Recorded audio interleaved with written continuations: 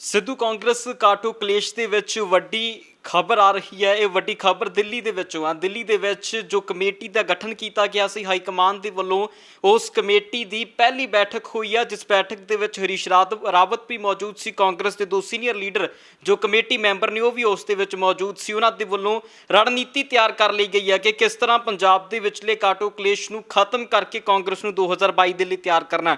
ਡੱਲਾ ਸਾਹਿਬ meeting ਹੋ ਗਈ ਹੈ ਪਹਿਲੀ, ਜਿੰਨਾ ਤੁਰੰਤ ਪ੍ਰਭਾਵ ਦੇ ਨਾਲ ਮੀਟਿੰਗ ਹੋਈ ਹੈ, ਲੱਗਦਾ ਕਿ ਇੰਨੀ ਜਲਦੀ ਫੈਸਲਾ ਹੋ ਜਾਏਗਾ। ਦੇਖੋ ਹੁਣੇ मीटिंग खत्म हुई है और मैनू ये लगता है कि हाई कमांड एक बार फिर कोशिश कर रही है कि कितना किते सिद्धू नवजोत सिंह सिद्धू और कैप्टन अमरिंदर सिंह दे विचाले जिहड़ा रेड़क है उन्होंने खत्म असीं करा लईए। इस कमेटी बनाउण दा जिहड़ा मूल मकसद है वो सिर्फ ये है कि किसी भी तरह कांग्रेस दे विच कैप्टन अमरिंदर सिंह और नवजोत सिंह सिद्धू दे विचाले आपसी एकता बन जाए, क्योंकि प्रशांत किशोर दे सर्वेखण भी ने, राहुल गांधी दे सर्वेखण भी ने और पंजाब च ਜ਼ਮੀਨੀ पद्धर ते भी आवाज़ है कि अगर कांग्रेस ਦੇ ਵਿੱਚ ਸਿੱਧੂ ਨਾਲ ਨਹੀਂ ਹੈ ਤੇ ਸਰਕਾਰ ਕਾਂਗਰਸ ਦੀ ਨਹੀਂ ਬਣਦੀ। ਕਾਂਗਰਸ ਦੀ ਹਾਈ ਕਮਾਂਡ ਨੂੰ ਇਹ ਬਹੁਤ ਚੰਗੀ ਤਰ੍ਹਾਂ ਪਤਾ ਹੈ ਕਿ ਨਵਜੋਤ ਸਿੰਘ ਸਿੱਧੂ ਤੋਂ ਬਿਨਾਂ ਸਰਕਾਰ ਨਹੀਂ ਬਣਨੀ। ਜਿਵੇਂ ਜੋਤੀਰਾਦਿੱਤਿਆ ਸਿੰਧੀਆ ਜਿਹੜਾ ਮੱਧ ਪ੍ਰਦੇਸ਼ 'ਚ ਸੀ, ਨੌਜਵਾਨ ਆਗੂ ਸੀ, ਰਾਹੁਲ ਗਾਂਧੀ ਦਾ ਕਰੀਬੀ ਸੀ, ਪਰ ਰਾਹੁਲ ਗਾਂਧੀ ਉਹਦਾ ਬਚਾਅ ਨਹੀਂ ਕਰ ਸਕੇ। ਕਮਲਨਾਥ ਔਰ ਦਿਗਵਿਜੇ ਸਿੰਘ 'ਤੇ ਇਲਜ਼ਾਮ ਲੱਗਦੇ ਸੀ ਕਿ ਜੋਤੀਰਾਦਿੱਤਿਆ ਸਿੰਧੀਆ ਦੀ ਗੱਲ ਨਹੀਂ ਸੀ ਸੁਣੀ ਜਾ ਰਹੀ। ਕਮਲਨਾਥ ਮੁੱਖ ਮੰਤਰੀ ਸੀ ਮੱਧ ਪ੍ਰਦੇਸ਼ 'ਚ, ਉਹਨਾਂ ਦੇ ਇਲਜ਼ਾਮ ਲੱਗੇ ਕਿ ਉਹਨਾਂ ਨੇ ਜੋਤੀਰਾਦਿੱਤਿਆ ਸਿੰਧੀਆ ਦੀ ਗੱਲ ਨਹੀਂ ਸੁਣੀ ਤੇ ਉਹਨਾਂ ਨੇ ਸਾਰਾ ਕਾਂਡ ਕਰਤਾ ਤੇ ਉਹ ਕਿੰਨੇ ਵਿਧਾਇਕ ਲੈ ਕੇ ਬੀਜੇਪੀ 'ਚ ਚਲੇ ਗਏ। ਹਾਲਾਂਕਿ ਸਿੱਧੂ ਬੀਜੇਪੀ 'ਚ ਨਹੀਂ ਜਾਂਦੇ, ਪਰ ਸਿੱਧੂ ਅਗਰ ਕਾਂਗਰਸ ਨਾਲੋਂ ਵੀ ਵੱਖਰੇ ਹੋ ਕੇ ਖੜ ਗਏ ਤੇ ਕਾਂਗਰਸ ਦਾ ਜਿੱਤਣਾ ਔਖਾ ਹੋ ਜਾਣਾ। ਸੋ ਸਿੱਧੂ ਦੀ ਪੋਜੀਸ਼ਨ ਇਸ ਵਕਤ ਇਹ ਹੈ ਪੰਜਾਬ 'ਚ ਕਿ ਜਿਵੇਂ 2014 ਤੋਂ ਪਹਿਲਾਂ ਨਰਿੰਦਰ ਮੋਦੀ ਦੀ ਹਵਾ ਸੀ, ਉਵੇਂ ਇਸ ਵਕਤ ਪੰਜਾਬ 'ਚ ਨਵਜੋਤ ਸਿੰਘ ਸਿੱਧੂ ਦੀ ਹਵਾ ਹੈ ਔਰ ਇਹ ਹਵਾ ਹਾਈ ਕਮਾਂਡ ਤੱਕ ਸੁਣਦੀ ਹੈ, ਪਹੁੰਚਦੀ ਹੈ, ਹਾਈ ਕਮਾਂਡ ਦੇ ਕੰਨਾਂ 'ਚ ਹਵਾ ਪੈਂਦੀ ਹੈ। ਇਸੇ ਕਰਕੇ ਕਮੇਟੀ ਬਣੀ ਹੈ। ਦੇਖੋ ਮਲਕ ਅਰਜਨ ਖੜਗੇ ਨੇ ਜਿਹੜੇ ਉਹ ਰਾਜ ਸਭਾ ਦੇ ਵਿੱਚ ਆਗੂ ਨੇ, ਇਸ ਵਕਤ ਕਾਂਗਰਸ ਦੇ ਰਾਜ ਸਭਾ 'ਚ ਵਿਰੋਧੀ ਧਿਰ ਦੇ ਲੀਡਰ ਨੇ। JP ਅਗਰਵਾਲ ਨੇ, ਦਿੱਲੀ ਤੋਂ ਆਉਂਦੇ ਨੇ, ਦਿੱਲੀ ਦੇ ਸਾਬਕਾ ਵਿਧਾਇਕ ਵੀ ਰਹਿ ਚੁੱਕੇ ਨੇ ਔਰ ਸੀਨੀਅਰ ਲੀਡਰ ਨੇ JP ਅਗਰਵਾਲ। ਔਰ ਹਰੀਸ਼ ਰਾਵਤ ਨੇ ਜਿਹੜੇ ਇਹ ਸਾਨੂੰ ਪਤਾ ਮੁੱਖ ਮੰਤਰੀ ਵੀ ਰਹਿ ਚੁੱਕੇ ਨੇ, ਕੇਂਦਰੀ ਮੰਤਰੀ ਵੀ ਰਹਿ ਚੁੱਕੇ ਨੇ ਕੈਬਨਿਟ ਐਗਰੀਕਲਚਰ ਦੇ। ਹੁਣ ਇਹਨਾਂ ਨੇ ਜਿਹੜੀ ਅੱਜ ਮੀਟਿੰਗ ਕੀਤੀ ਹੈ, ਇਹਨਾਂ ਨੇ ਪਹਿਲਾਂ ਤਾਂ ਕਿਉਂਕਿ ਹਰੀਸ਼ ਰਾਵਤ ਪ੍ਰਭਾਰੀ ਹੈ, ਇਹਨਾਂ ਸਾਰਿਆਂ ਨੇ ਹਰੀਸ਼ ਰਾਵਤ ਤੋਂ ਅੱਜ ਕਾਂਗਰਸ ਦੀ ਸਥਿਤੀ ਸਮਝਣ ਦੀ ਕੋਸ਼ਿਸ਼ ਕੀਤੀ ਹੈ ਕਿ ਪੰਜਾਬ ਦੀ ਕਾਂਗਰਸ ਕੰਮ ਕਿਵੇਂ ਕਰਦੀ ਹੈ, ਸੁਨੀਲ ਜਾਖੜ ਦੀ ਭੂਮਿਕਾ ਕੀ ਹੈ, ਕੈਪਟਨ ਅਮਰਿੰਦਰ ਦੀ ਭੂਮਿਕਾ ਕੀ ਹੈ ਪੰਜਾਬ ਦੀ ਸਰਕਾਰ ਦੇ ਵਿੱਚ, ਔਰ ਹਾਈ ਕਮਾਂਡ ਦੀ ਭੂਮਿਕਾ ਕੀ ਹੈ ਕਿ ਜਿਹੜੀ ਪੰਜਾਬ ਦੀ ਸਰਕਾਰ ਹੈ ਉਹ ਹਾਈ ਕਮਾਂਡ ਦੀਆਂ ਗਾਈਡਲਾਈਨਸ ਨੂੰ ਫੋਲੋ ਕਰਦੀ ਹੈ ਜਾਂ ਨਹੀਂ ਕਰਦੀ। ਇਹ ਅੰਦਰਲੀਆਂ ਗੱਲਾਂ ਨੇ ਜਿਹੜੀਆਂ ਇਸ ਮੀਟਿੰਗ ਦੇ ਵਿੱਚ ਬਹੁਤ ਸੰਭਾਵਨਾ ਹੈ ਕਿ ਇਹੀ ਗੱਲਾਂ ਹੋਈਆਂ ਨੇ। ਹੁਣ ਕੀ captain Amarinder Singh high command ਦੇ ਹੁਕਮਾਂ ਨੂੰ ਮੰਨਦੇ ਨੇ? ਕੀ captain Amarinder Singh time to time ਜਿਹੜੇ ਪਾਰਟੀ ਦੀਆਂ ਡਾਇਰੈਕਸ਼ਨਸ ਜਾਂਦੀਆਂ ਨੇ ਉਹਨਾਂ ਨੂੰ ਮੰਨਦੇ ਨੇ? ਕਿ ਰਾਹੁਲ ਗਾਂਧੀ ਨਾਲ ਹੁਣ ਕੈਪਟਨ ਅਮਰਿੰਦਰ ਦਾ ਕੋਈ ਰੇੜਕਾ ਤਾਂ ਨਹੀਂ? ਫਿਰ ਗੱਲ ਆ ਗਈ ਨਵਜੋਤ ਸਿੰਘ ਸਿੱਧੂ ਦੀ। ਨਵਜੋਤ ਸਿੰਘ ਸਿੱਧੂ ਨਾਲ ਕੈਪਟਨ ਅਮਰਿੰਦਰ ਦਾ ਰੇੜਕਾ ਕੀ ਹੈ? ਨਵਜੋਤ ਸਿੰਘ ਸਿੱਧੂ ਜਿਹੜੇ ਇਲਜ਼ਾਮ ਲਾਉਂਦੇ ਨੇ ਉਹਨਾਂ ਦੇ ਤੱਥ ਕੀ ਨੇ, ਉਹਨਾਂ ਦਾ ਆਧਾਰ ਕੀ ਹੈ? ਜਿਹੜੀ 75-25 ਦੀ ਨਵਜੋਤ ਸਿੰਘ ਸਿੱਧੂ ਗੱਲ ਕਰਦੇ ਨੇ ਉਹ 75-25 ਕੀ ਹੈ? ਸੋ ਅੱਜ ਮੈਨੂੰ ਇਹ ਵੀ ਪਤਾ ਲੱਗਿਆ ਕਿ ਇਸ ਮੀਟਿੰਗ 'ਚ 75-25 ਦਾ ਜ਼ਿਕਰ ਹੋਇਆ ਕਿਉਂਕਿ ਇਹ ਮੀਡੀਆ ਦੇ ਵਿੱਚ ਬਹੁਤ ਹਾਈਲਾਈਟ ਹੋਇਆ 75-25। ਸੋ ਲੀਡਰ ਆਪਣੇ ਆਪਣੇ ਮਤਲਬ ਨਾਲ ਸਮਝਣ ਦੀ ਕੋਸ਼ਿਸ਼ ਕਰ ਰਹੇ ਨੇ ਵੀ ਇਹ 75-25 ਕੀ ਹੈ। ਹੁਣ ਇਹ ਕਮੇਟੀ ਹੈ ਜਿਹੜੀ ਇਹ ਘੋਖ ਕਰੂਗੀ ਪੰਜਾਬ 'ਚ 75-25 ਹੈ ਕੀ, ਤੁਹਾਨੂੰ ਪਤਾ ਹੈ? ਪਤਾ ਤੁਹਾਨੂੰ? हाँ, ये 75-25 है जिहड़ा ये पंजाब च बच्चे बच्चे की जुबान ते है, पर इहदे पिछे गणित की है, इहदा फार्मूला की है, जिहड़ी 75-25 की गंढ है ये खुलनी किवें है? सो ये 75-25 हाई कमांड नूं भी पता है। हाई कमांड च भी हिंदी च पुछदे आ कि ये 75-25 क्या है पंजाब में। उत्थे अक्सर कांग्रेस के लीडर वड्डे वड्डे गल्लां करदे ने दिल्ली च, क्योंकि सिद्धू ट्वीट कर दिंदा 75-25, ਬਿਆਨ ਪਹਿਲਾਂ 75-25 ਦੇ ਆਏ। ਹੁਣ ਇਸ ਮੀਟਿੰਗ 'ਚ ਇਹ ਵੀ ਗੱਲ ਹੋਈ ਵੀ ਕੈਪਟਨ ਔਰ ਸਿੱਧੂ ਦੇ ਵਿੱਚ ਮਤਭੇਦ ਕਿਉਂ ਬਣੇ। ਸਿੱਧੂ ਨੂੰ ਪੰਜਾਬ ਦੇ ਮੰਤਰੀ ਮੰਡਲ 'ਚੋਂ ਮਹਿਕਮਾ ਤਬਦੀਲ ਕਰਨ ਦੀ ਨੌਬਤ ਕਿਉਂ ਆਈ? ਕਿਉਂਕਿ ਸਿੱਧੂ ਸਟਾਰ ਪ੍ਰਚਾਰਕ ਹੈ, ਬਹੁਤ ਵੱਡਾ ਲੀਡਰ ਹੈ ਕਾਂਗਰਸ ਦਾ, 4 ਵਾਰ ਦਾ MP ਆ ਉਹ। ਇਸ ਕਰਕੇ ਇਹ ਵੀ ਮੀਟਿੰਗ 'ਚ ਚਰਚਾਵਾਂ ਹੋਈਆਂ। ਫਿਰ ਪ੍ਰਗਟ ਸਿੰਘ ਦੀ ਗੱਲ ਹੋਈ, ਸੁਖੀ ਰੰਧਾਵਾ ਦੀ ਗੱਲ ਹੋਈ ਵੀ ਇਹ ਸਾਰੇ ਜਿਹੜੇ ਬਾਗੀ ਨੇ, ਜਿਹੜੇ ਨਾਰਾਜ਼ ਹੋ ਰਹੇ ਨੇ, ਬਾਗੀ ਪਾਰਟੀ ਤੋਂ ਨਹੀਂ, ਬਾਗੀ ਵਿਚਾਰਾਂ ਨਾਲ ਆਜ਼ਾਦੀ ਦੀ ਗੱਲ ਕਰਦੇ ਆ ਕਿ ਸਹੀ ਹੋਵੇ ਪਾਰਟੀ ਦੇ ਵਿੱਚ, ਇੰਟਰਨਲ ਡੈਮੋਕ੍ਰੇਸੀ ਦੀ ਵਕਾਲਤ ਕਰਦੇ ਆ। ਉਸ ਰੂਪ 'ਚ ਜਿਹੜੇ ਨੇ ਇਹਨਾਂ ਨੂੰ ਲੋਕ ਬਾਗੀ ਕਹਿ ਦਿੰਦੇ ਨੇ, ਬਗਾਵਤ ਨਹੀਂ ਕਰਦੇ ਕਾਂਗਰਸ 'ਚ। ਹੁਣ ਉਹ ਦੇਖ ਰਹੇ ਨੇ ਵੀ ਇਹ ਲੋਕਾਂ ਦਾ ਮਨ ਮਿਟਾਵ ਕਿਉਂ ਹੈ, ਪ੍ਰਗਟ ਸਿੰਘ ਦੀ ਨਾਰਾਜ਼ਗੀ ਕਿਉਂ ਹੈ, ਸੁਖਜਿੰਦਰ ਰੰਧਾਵਾ ਦੀ ਨਾਰਾਜ਼ਗੀ ਕਿਉਂ ਹੈ, ਪ੍ਰਸ਼ਾਂਤ ਕਿਸ਼ੋਰ ਨੇ ਜਿਹੜੇ ਵਾਅਦੇ ਕੀਤੇ ਸੀ ਉਹਨਾਂ ਦੇ ਉੱਤੇ ਵੀ ਇਸ ਮੀਟਿੰਗ 'ਚ ਗੱਲ ਹੋਈ ਵੀ ਪ੍ਰਸ਼ਾਂਤ ਕਿਸ਼ੋਰ ਨੇ ਵੱਡੇ ਵੱਡੇ ਵਾਅਦੇ ਕਰਾਤੇ, ਸਾਰਿਆਂ ਦਾ ਕਰਜ਼ਾ ਮਾਫ, ਵੀ ਕਿਸੇ ਦਾ ਕਰਜ਼ਾ ਰਹਿਣ ਹੀ ਨਹੀਂ ਦੇਣਾ, ਵੀ ਤੁਹਾਨੂੰ ਕਿਸ਼ਤਾਂ ਦੇਣ ਦੀ ਲੋੜ ਨਹੀਂ, ਕਹਿੰਦੇ ਅਸੀਂ ਵੀ ਕਰਜ਼ਾ ਦੇ ਦਿਆਂਗੇ। ਇਹ ਗੱਲਾਂ ਹੋਈਆਂ ਸੀ ਵੀ ਤੁਸੀਂ ਕਿਸ਼ਤ ਨਾ ਮੋੜੀਓ, ਅਸੀਂ ਭਰ ਦਿਆਂਗੇ ਕਿਸ਼ਤਾਂ। ਇਹ ਸਾਰੀਆਂ ਗੱਲਾਂ ਦੇ ਉੱਤੇ ਜਿਹੜੀ ਹੈ ਇਹ ਚਰਚਾ ਹੋਈ ਹੈ ਇਸ ਮੀਟਿੰਗ 'ਚ।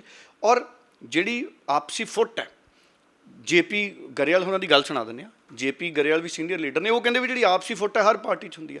ਉਹ ਠੀਕ ਹੈ, ਆਪਸੀ ਫੁੱਟ ਹਰ ਪਾਰਟੀ 'ਚ ਹੁੰਦੀ ਹੈ, ਪਰ ਕਾਂਗਰਸ ਫੁੱਟ ਨੂੰ ਨਜਿੱਠਣ 'ਚ ਅਸਫਲ ਸਾਬਤ ਹੁੰਦੀ ਹੈ। ਕਾਂਗਰਸ ਕੋਲੋਂ ਗਗਨ ਫੁੱਟ ਕੰਟਰੋਲ ਨਹੀਂ ਹੁੰਦੀ। ਕਾਂਗਰਸ ਦੀ ਮੈਂ ਕਹੂੰਗਾ ਕਿ ਬਦਨਸੀਬੀ ਹੈ, ਇਸੇ ਕਰਕੇ ਕਾਂਗਰਸ ਟੁੱਟਦੀ ਚਲੀ ਜਾਂਦੀ ਹੈ। ਮੈਂ ਅੱਗੇ ਵੀ ਕਹਿੰਦਾ ਹੁੰਦਾ, ਜਿਵੇਂ ਪਿੱਲੀ ਇੱਟ ਵਾਲੀ ਕੰਧ ਖਤਮ ਹੁੰਦੀ ਹੈ, ਐਂ ਕਾਂਗਰਸ ਘਟੀ ਜਾ ਰਹੀ ਹੈ। ਅੱਜ ਮੁਲਕ 'ਚ 50 ਸੀਟਾਂ ਤੋਂ ਘੱਟ ਰਹਿ ਗਈਆਂ ਕਾਂਗਰਸ ਦੀਆਂ ਸੀਟਾਂ, ਜਦਕਿ ਦੇਸ਼ ਦੀ ਆਜ਼ਾਦੀ 'ਚ ਕਾਂਗਰਸ ਨੇ ਕਿੱਡੀ ਵੱਡੀ ਭੂਮਿਕਾ ਅਦਾ ਕੀਤੀ। ਅਸਲ 'ਚ ਕਾਂਗਰਸ ਦੀ ਕੰਧ ਨੂੰ ਪਲਸਤਰ ਕਰਨ ਵਾਲਾ ਕੋਈ ਨਹੀਂ, ਇੱਟਾਂ ਲੋਕ ਲਾ ਕੇ ਜਾਈ ਜਾਂਦੇ ਨੇ। ਹੁਣ ਇਹ ਜਿਹੜੀ ਕਮੇਟੀ ਬਣੀ ਹੈ, ਕੀ ਇਹ ਪੰਜਾਬ 'ਚ ਜਿਹੜੀ ਫੁੱਟ ਹੈ ਕਾਂਗਰਸ 'ਚ, ਪਿੱਲੀ ਕੰਧ ਹੋ ਗਈ ਪੰਜਾਬ ਦੀ ਕਾਂਗਰਸ ਦੀ, ਉਹਨੂੰ ਪਲਸਤਰ ਕਰ ਲਓ, ਇਹ ਸਮਝਾ ਬੁਝਾ ਲੈਣਗੇ। ਸਭ ਤੋਂ ਵੱਡੀ ਗੱਲ ਹੈ, ਚੁਣੌਤੀ ਹੈ ਜਿਹੜੀ, ਉਹ ਕੈਪਟਨ ਅਮਰਿੰਦਰ ਔਰ ਨਵਜੋਤ ਸਿੰਘ ਸਿੱਧੂ ਦੀ ਹੈ। ਇਹਨਾਂ ਦੇ ਵਿੱਚ ਕੋਈ ਖਿਡੌਣੇ ਵਾਲੀ ਲੜਾਈ ਨਹੀਂ ਹੈਗੀ, ਕੋਈ ਅਹੁਦਿਆਂ ਦੀ ਲੜਾਈ ਨਹੀਂ, ਇਹਨਾਂ ਦੇ ਵਿੱਚ ਇੱਕ ਸਿਧਾਂਤਕ ਲੜਾਈ ਹੈ ਕੈਪਟਨ ਅਮਰਿੰਦਰ ਔਰ ਨਵਜੋਤ ਸਿੰਘ ਸਿੱਧੂ ਦੀ। ਅਗਰ ਤਾਂ ਹਾਈ ਕਮਾਂਡ ਇਹ ਗੱਲ ਸਮਝ ਗਈ ਕਿ ਇਹ ਸਿਧਾਂਤਕ ਲੜਾਈ ਹੈ, ਫਿਰ ਤਾਂ ਉਹ ਕੋਈ ਹੱਲ ਕਰਾ ਲੈਣਗੇ। ਅਗਰ ਹਾਈ ਕਮਾਂਡ ਨੂੰ ਨਹੀਂ ਸਮਝ ਆਈ, ਮਲਿਕਾਰਜੁਨ ਖੜਗੇ ਨੂੰ ਨਹੀਂ ਸਮਝ ਆਈ, ਜੇਪੀ ਅਗਰਵਾਲ ਨੂੰ ਨਹੀਂ ਸਮਝ ਆਈ, ਹਰੀਸ਼ ਰਾਵਤ ਨੂੰ ਨਹੀਂ ਸਮਝ ਆਈ ਵੀ ਇਹਨਾਂ 'ਚ ਲੜਾਈ ਹੈ ਕੀ, ਫਿਰ ਇਹਦਾ ਕੋਈ ਹੱਲ ਨਹੀਂ ਨਿਕਲਣਾ। ਫਿਰ ਇਹ ਕਾਂਗਰਸ ਦਾ ਕਾਟੋ ਕਲੇਸ਼ ਇਸੇ ਤਰ੍ਹਾਂ ਚੱਲੀ ਜਾਣਾ। ਇਹ ਅਖੀਰ 'ਚ ਜਾ ਕੇ ਘਸਮਾਨ ਜਾ ਪੈਣਾ। ਜਿਵੇਂ ਆਪਾਂ ਕਈ ਵਾਰੀ ਚੋਣਾਂ ਦੇ ਦਿਨਾਂ 'ਚ ਦੇਖਦੇ ਆ ਨਾ, ਕੁਝ ਸਮਝ ਨਹੀਂ ਆਉਂਦਾ ਪੋਲੀਟੀਕਲ ਪਾਰਟੀਆਂ 'ਚ ਕੀ ਹੋ ਰਿਹਾ, ਪਰ ਜਿਹੜੇ ਬਿਆਨ ਆਏ ਨੇ ਉਹ ਇੱਕ ਵਾਰੀ ਜ਼ਰੂਰ ਸੁਣ ਲਈਏ। ਜੇਪੀ ਅਗਰਵਾਲ ਦੀ ਗੱਲ ਇੱਕ ਵਾਰੀ ਸੁਣ ਲਈਏ। ऐसा है, कोई ऐसी पार्टी है जहाँ आपस में डिफरेंस ऑफ ओपिनियन नहीं होती हो। परिवार है, परिवार में दो भाइयों की नहीं बनती, बाप बेटे की नहीं बनती, कई बार भाई बहन की नहीं बनती, तो कोई तो ऐसी समस्या नहीं है जिसका हल ना हो। डेमोक्रेसी की सबसे बड़ी जो खूबी है वो यही है, बैठो, बात करो और फैसले ले लो। सर, क्या चीफ मिनिस्टर से और सिद्धू जी से आप लोग मिलेंगे इस मीटिंग के सभी बाद? से मिलेंगे, सभी से मिलेंगे, जो भी मिलना चाहेगा सबसे मिलेंगे।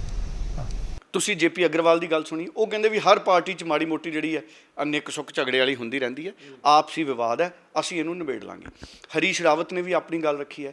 ਹਰੀਸ਼ ਰਾਵਤ ਵੀ ਇਹ ਕਹਿ ਰਹੇ ਨੇ, ਹਰੀਸ਼ ਰਾਵਤ ਕਹਿੰਦੇ ਵੀ ਸਾਡੀ ਸਰਕਾਰ ਪੰਜਾਬ 'ਚ ਬੜੀ ਚੰਗੀ ਚੱਲ ਰਹੀ ਹੈ। ਹਰੀਸ਼ ਰਾਵਤ ਕਹਿੰਦੇ ਵੀ ਜੇ ਸਰਕਾਰ ਚੰਗੀ ਚੱਲ ਰਹੀ ਹੈ ਤੇ ਫਿਰ ਐਡੇ ਸਵਾਲ ਤੁਹਾਡੇ ਆਪਣੇ ਐਮਐਲਏ ਚੱਕੀ ਜਾਂਦੇ ਨੇ। ਸੋ ਹਰੀਸ਼ ਰਾਵਤ ਦੀ ਗੱਲ ਮੈਨੂੰ ਜ਼ਿਆਦਾ ਸਮਝ ਨਹੀਂ ਆਈ। ਇਹ ਹੋ ਸਕਦਾ ਵੀ ਉਹ ਪਾਰਟੀ ਦੇ ਪ੍ਰਭਾਰੀ ਨੇ, ਪੰਜਾਬ ਕਾਂਗਰਸ ਦੇ ਪ੍ਰਭਾਰੀ ਨੇ। ਸੋ ਜਿਹੜਾ ਇੰਚਾਰਜ ਹੁੰਦਾ ਉਹ ਐਂ ਕਹਿੰਦਾ ਹੁੰਦਾ ਹਮੇਸ਼ਾ ਵੀ ਨਹੀਂ ਸਾਡੀ ਸਰਕਾਰ ਬਹੁਤ ਵਧੀਆ ਚੱਲਦੀ ਹੈ। ਜਿਹੜਾ ਇੰਚਾਰਜ ਅਧਿਆਪਕ ਹੁੰਦਾ ਨਾ, ਉਹ ਹਮੇਸ਼ਾ ਇਹੀ ਕਹਿੰਦਾ ਵੀ ਨਹੀਂ ਮੇਰੀ ਜਮਾਤ ਤਾਂ ਬਹੁਤ ਵਧੀਆ। ਉਹ ਜਦੋਂ ਨਤੀਜਾ ਆਉਂਦਾ ਭਾਵੇਂ 33% ਪਾਸ ਹੋਣ ਉਹ 'ਚ, ਸੋ ਅਧਿਆਪਕ ਐਂ ਕਹਿੰਦੇ ਹੁੰਦੇ ਨੇ। ਸੋ ਹਰੀਸ਼ ਰਾਵਤ ਵੀ ਮੈਨੂੰ ਇਹ ਲੱਗਦਾ ਕਿ ਪਾਣੀ ਲੁਕੋ ਰਹੇ ਨੇ ਵੀ ਮੇਰੀ ਕਹਿੰਦੇ ਪੰਜਾਬ ਦੀ ਸਰਕਾਰ ਬਹੁਤ ਵਧੀਆ ਚੱਲ ਰਹੀ ਹੈ। ਜੇ ਸਰਕਾਰ ਬਹੁਤ ਵਧੀਆ ਚੱਲ ਰਹੀ ਹੈ ਤੇ ਹਰੀਸ਼ ਰਾਵਤ ਜੀ ਤੁਸੀਂ ਦੱਸੋ ਕਿੰਨੇ % ਵਾਅਦੇ ਪੂਰੇ ਹੋ ਗਏ? ਹਰੀਸ਼ ਰਾਵਤ ਜੀ ਤਾਂ ਆਏ ਨਹੀਂ ਪਿਛਲੇ ਕਾਫੀ ਸਮੇਂ ਦੇ, ਕਹਿੰਦੇ ਬਿਮਾਰ ਹੋ ਗਏ ਸੀ, ਹੁਣ ਠੀਕ ਨੇ, ਅੱਜ ਗੱਡੀ 'ਚ ਨਜ਼ਰ ਆ ਗਏ। ਸੋ ਕਈ ਲੋਕ ਕਹਿੰਦੇ ਸੀ ਇਸ ਕਰਕੇ ਪੰਜਾਬ ਨਹੀਂ ਆ ਰਹੇ ਵੀ ਉਹ ਬਿਮਾਰ ਨੇ, ਅਸਲ 'ਚ ਉਹ ਬਿਮਾਰ ਨਹੀਂ ਸੀ, ਉਹ ਠੀਕ ਹੋ ਚੁੱਕੇ ਆ। ਬਿਮਾਰ ਤਾਂ ਮੈਂ ਵੀ ਹੋ ਗਿਆ ਸੀ, ਠੀਕ ਹੋ ਗਿਆ। ਹਰੀਸ਼ ਰਾਵਤ ਇਸ ਕਰਕੇ ਨਹੀਂ ਸੀ ਆ ਰਹੀ ਕਿਉਂਕਿ ਹਾਈ ਕਮਾਂਡ ਨੇ ਰੋਕਤਾ ਸੀ ਵੀ ਤੁਸੀਂ ਇਕੱਲਿਆਂ ਨੇ ਨਹੀਂ ਜਾਣਾ, ਵੀ ਹੁਣ ਕਮੇਟੀ ਹੀ ਇਹਦਾ ਫੈਸਲਾ ਕਰੂ। ਕਿਉਂਕਿ ਪਹਿਲਾਂ ਹਰੀਸ਼ ਰਾਵਤ ਨੂੰ ਜ਼ਿੰਮੇਵਾਰੀ ਲਾਈ ਸੀ, ਹਰੀਸ਼ ਰਾਵਤ ਇਹ ਜ਼ਿੰਮੇਵਾਰੀ ਨਿਬੇੜ ਨਹੀਂ ਸਕੇ। ਔਰ ਹਰੀਸ਼ ਰਾਵਤ 'ਤੇ ਇਹ ਵੀ ਇਲਜ਼ਾਮ ਲੱਗਦੇ ਨੇ ਵੀ ਕਿਤੇ ਨਾ ਕਿਤੇ ਉਹਨਾਂ ਦੀ ਨੇੜਤਾ ਬਣ ਚੁੱਕੀ ਹੈ ਕੈਪਟਨ ਅਮਰਿੰਦਰ ਨਾਲ ਵੀ। ਔਰ ਜਿਹੜਾ ਇੱਕ ਇੰਚਾਰਜ ਹੁੰਦਾ ਹੈ ਉਹਦਾ ਰੁਤਬਾ ਜੱਜ ਦਾ ਹੁੰਦਾ, ਉਹ ਬਹੁਤ ਨਿਰਪੱਖ ਰਹਿਣਾ ਜ਼ਰੂਰੀ ਹੈ। ਹੁਣ ਅੱਜ ਮੈਂ ਕਈ ਚੈਨਲਾਂ 'ਤੇ ਦੇਖ ਰਿਹਾ ਸੀ, ਇੱਕ ਚੈਨਲ 'ਤੇ ਚੱਲ ਰਿਹਾ ਸੀ ਹਰੀਸ਼ ਰਾਵਤ ਵੱਲੋਂ ਕਿ ਸੁਨੀਲ ਜਾਖੜ ਬਹੁਤ ਵਧੀਆ ਕੰਮ ਕਰ ਰਹੇ। ਹੁਣ ਸੁਨੀਲ ਜਾਖੜ ਪਾਰਟੀ ਦੇ ਪ੍ਰਧਾਨ ਨੇ, ਅਗਰ ਸੁਨੀਲ ਜਾਖੜ ਦਾ ਕੰਮ ਇੰਨਾ ਵਧੀਆ ਹੈ ਤੇ ਫਿਰ ਪਾਰਟੀ 'ਚ ਫੁੱਟ ਕਿੱਥੋਂ ਆ ਗਈ? ਪ੍ਰਧਾਨ ਦਾ ਮਤਲਬ ਕੀ ਹੈ? ਜੇ ਪ੍ਰਧਾਨ ਤੋਂ ਹੀ ਆਪਣੇ ਸੂਬੇ ਦੀ ਫੁੱਟ ਨਹੀਂ ਸਮਝਦੀ ਤੇ ਉਹਦੀ ਪ੍ਰਧਾਨਗੀ 'ਤੇ ਤਾਂ ਸਵਾਲ ਖੜੇ ਹੋਣੇ ਨੇ। ਸੋ ਇਸ ਕਰਕੇ ਹਰੀਸ਼ ਰਾਵਤ ਉਹਨਾਂ ਦੀਆਂ ਜਿਹੜੇ ਉਹਨਾਂ ਦੇ ਬਿਆਨ ਨੇ ਇਹ ਆਪਸ 'ਚ ਵਿਰੋਧੀ ਨੇ। ਇੱਕ ਪਾਸੇ ਉਹ ਕਹੀ ਜਾਂਦੇ ਨੇ ਸਰਕਾਰ ਬਹੁਤ ਵਧੀਆ ਕਾਰਗੁਜ਼ਾਰੀ ਕਰ ਰਹੀ ਹੈ, ਸੁਨੀਲ ਜਾਖੜ ਬਹੁਤ ਵਧੀਆ ਕੰਮ ਕਰ ਰਹੇ ਨੇ। ਫਿਰ ਜਿਹੜਾ ਲੜਾਈ ਝਗੜਾ ਇਹ ਕਿੱਥੋਂ ਆ ਗਿਆ? ਜੇ ਸਰਕਾਰ ਵਧੀਆ ਕੰਮ ਕਰ ਰਹੀ ਹੈ ਤੇ ਫਿਰ ਤਾਂ ਕਾਂਗਰਸ ਨੂੰ ਸੁਣਨ ਦੀ ਲੋੜ ਹੀ ਨਹੀਂ ਕਿਸੇ ਦੀ। ਫਿਰ ਪ੍ਰਗਟ ਸਿੰਘ ਦੀ ਕਿਉਂ ਸੁਣਦੇ ਹੋ, ਸਿੱਧੂ ਦੀ ਕਿਉਂ ਸੁਣਦੇ ਹੋ, ਰੰਧਾਵਾ ਸਾਹਿਬ ਦੀ ਕਿਉਂ ਸੁਣਦੇ ਹੋ, ਚੰਨੀ ਦੀ ਕਿਉਂ ਸੁਣਦੇ ਹੋ? ਫਿਰ ਇਹਨਾਂ ਨੂੰ ਪਾਰਟੀ 'ਚੋਂ ਸੰਗਠਨ 'ਚ ਭੇਜ ਦਿਓ, ਮੰਤਰੀ 'ਚੋਂ ਮੰਤਰੀ ਹਟਾ ਕੇ ਸੰਗਠਨ 'ਚ ਭੇਜ ਦਿਓ। ਵੀ ਜੇ ਸਰਕਾਰ ਇੰਨੀ ਵਧੀਆ ਕੰਮ ਕਰਦੀ ਹੈ ਫਿਰ ਮੀਟਿੰਗਾਂ ਕਰਨ ਦੀ ਕੀ ਲੋੜ ਹੈ? ਹਰੀਸ਼ ਰਾਵਤ ਦੀ ਗੱਲ ਵੀ ਇੱਕ ਵਾਰੀ ਸੁਣ ਲਈਏ। बिल्कुल सॉल्व बैठ करके हम लोग तय करेंगे कि कैसे क्या करना है, कैसे बातचीत करनी है। करते हैं कि पार्टी द्वारा जब इतनी सीनियर लोगों की टीम बनाई गई है तो अब हमारे साथी जो है उस टीम की भी रेस्पेक्ट करेंगे और निर्णयों की प्रतीक्षा करेंगे। श्री मल्लिकार्जुन खड़गे जी जो राज्यसभा में हमारे लीडर हैं, सीनियर मोस्ट पार्टी के लीडरों में से हैं, और श्री जयप्रकाश अग्रवाल जी उतने ही सीनियर लीडर हैं। सर, ये दिल्ली कह प्रदेश सकते कांग्रेस के अध्यक्ष, सांसद और कई राज्यों में पार्टी का काम देख चुके हैं। आप बिल्कुल कह सकते हैं, इसीलिए हम लोग अपने घर को व्यवस्थित करके चुनाव की तरफ। वैसे हमारी सरकार ने बहुत अच्छा काम किया है और बहुत अच्छा काम कर रही है। हमें अच्छे नतीजों की पूरी उम्मीद। ਸੋ ਹਰੀਸ਼ ਰਾਵਤ ਦੀ ਵੀ ਹੁਣ ਤੁਸੀਂ ਗੱਲ ਸੁਣੀ ਜੀ। ਹੁਣ ਮੈਨੂੰ ਇਹ ਲੱਗਦਾ ਹੈ ਕਿ ਅੱਜ ਮੀਟਿੰਗ 'ਚ ਇਹ ਤੈਅ ਹੋਇਆ ਵੀ ਹੁਣ ਆਪਾਂ ਪੰਜਾਬ ਜਾਣਾ ਹੈ ਜਾਂ ਐਮਐਲਏ ਨੂੰ ਇੱਥੇ ਬੁਲਾਉਣਾ ਹੈ।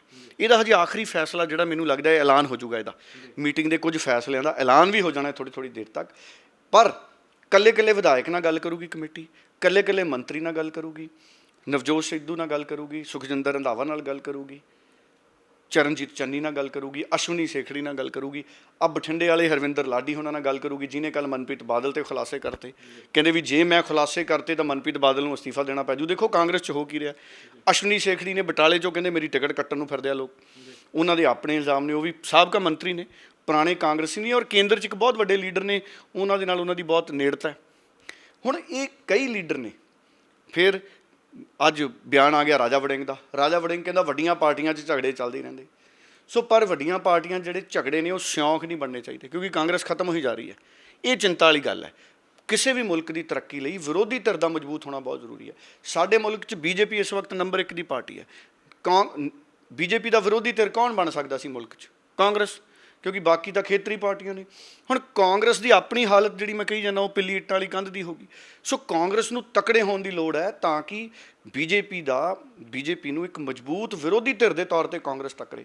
ਪਰ ਕਾਂਗਰਸ ਆਪ ਹੀ ਮੈਨੂੰ ਲੱਗਦਾ ਸੰਗਠਿਤ ਹੋਣ ਦੇ ਰੌਹ 'ਚ ਹੈ ਨਹੀਂ।